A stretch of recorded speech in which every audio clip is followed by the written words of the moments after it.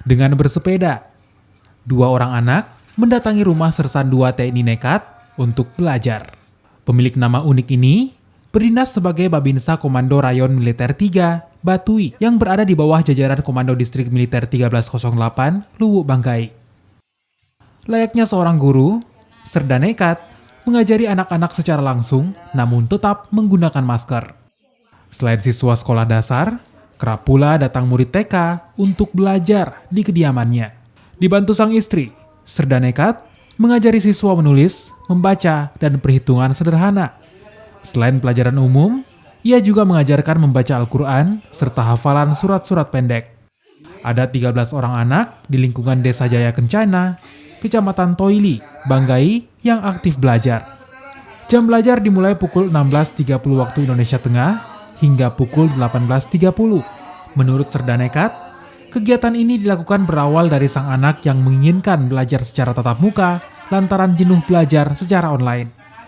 Dalam hal ini kami prihatin dengan keadaan yang melanda negara kita dengan pandemi corona.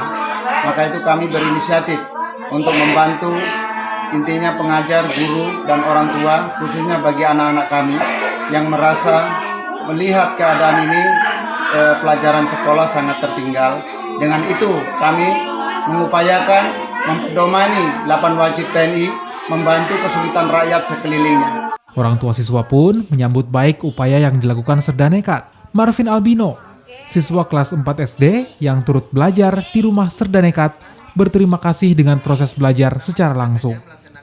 Kami sangat terbantu Pak dengan adanya waktu yang diluangkan oleh Pak Babinsa untuk mengajar anak-anak kami ini, merasa supaya untuk mengejar ketertinggalan pelajaran yang secara online itu.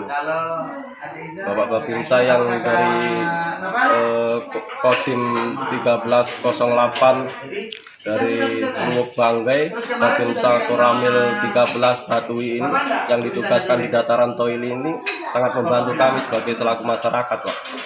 Saya berterima kasih sama Pak Babinsa yang telah mengajari saya pelajaran sekolah karena sekolah belajar sedang tidak maksimal karena ada virus corona. Apa yang dilakukan anggota TNI Serda nekat tentu harus diapresiasi. Yang dilakukannya tak lain untuk menghilangkan kejenuhan siswa yang melakukan proses belajar secara daring namun tetap menerapkan protokol kesehatan. Tim Liputan, Kompas TV, Banggai, Sulawesi Tengah.